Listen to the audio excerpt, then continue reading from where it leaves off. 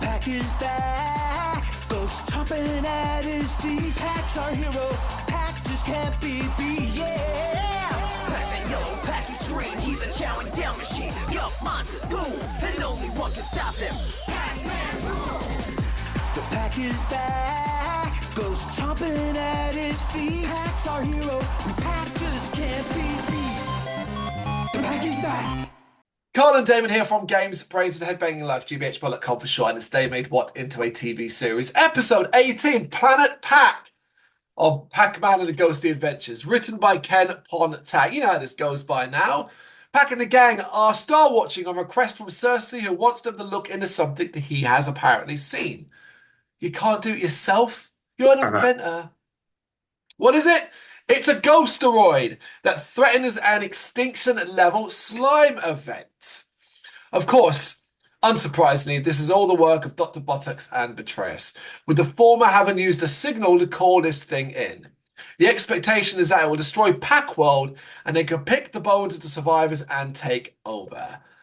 And President Spirus is informed, and after some calculations, Cersei reveals that it will hit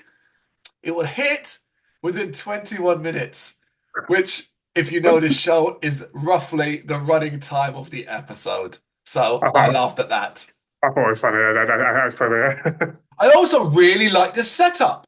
It's like part Armageddon, part The Fifth Element. Yeah. And I was like, okay, I can vibe with this. This is a good idea. I also think it's not the worst plan from Brrraains and Buttocks. Yeah. Everyone tries to come up with silly plans to stop the ghosteroid. One involving farts, ha ha ha.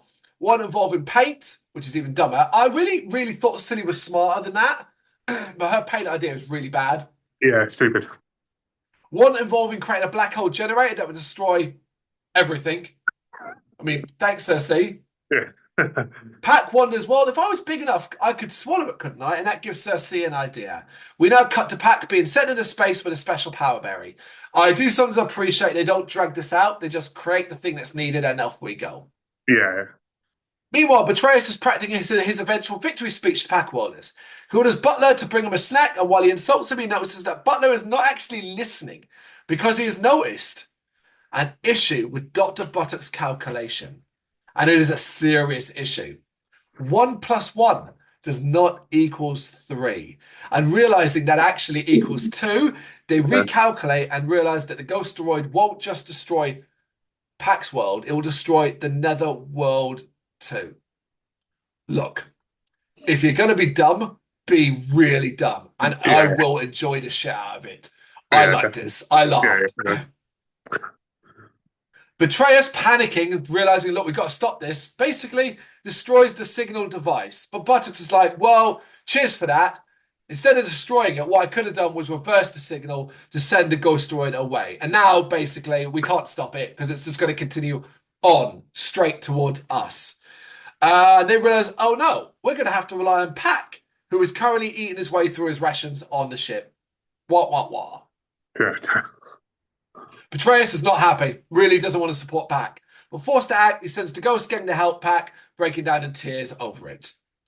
Pac has arrived at a point where he must take the berry to deal with the ghosteroid, but the lack of gravity sends the berry off into space, getting lost amongst sort of space debris that surrounds the ghosteroid. Again, I really like this idea. This is how you create a little bit of like, oh, is it going to be closer? Pac needs to get the berry back.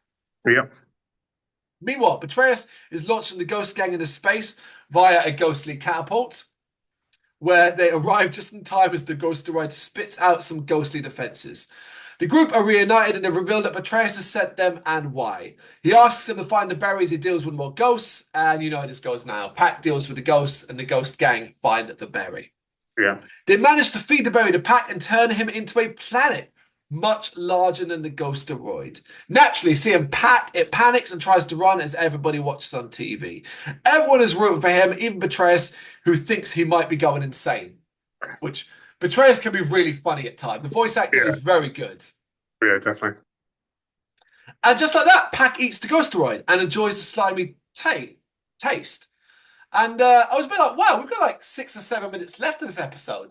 So I was like, well, naturally, something's going to happen, right? Right? Yep. No. Oh. So I think I think they were really proud of the animation of the planet. Planet Pac looks good. And we do get this fun idea. So basically, as Pac is thanked, the Ghost Gang used the opportunity to reveal that Betrayer's helped, and everyone starts to cheer to him, much to his disdain. The bigger problem, though, is Pac's berry isn't wearing off, and he might be stuck, and now he's getting hungry. So Cersei sends Spiral and Silly with a shrink berry, and they need to be fast as Pac is getting really hungry, all while Betrayers is teased about his fandom. The others arrive and land on Pac, feeding him and giving him the shrink berry. And what I'm saying is that basically all of this is pretty much nothing. But the visuals are great. And I love the fact that they land on his nose, but he's so big it's like a mountain, so it's got its own atmosphere and snow and all of that. I think this could have been its own thing. Like the idea that maybe the first half of this episode, or first part of this episode, was just him dealing with Ghost Droid. But then they have to actually land on Planet Pac and then like adventure on Planet Pac to help him and fix this problem. But because they don't have enough time, it's all done very quickly. But I think it's a very cool thing. No, I agree. It's another strong episode.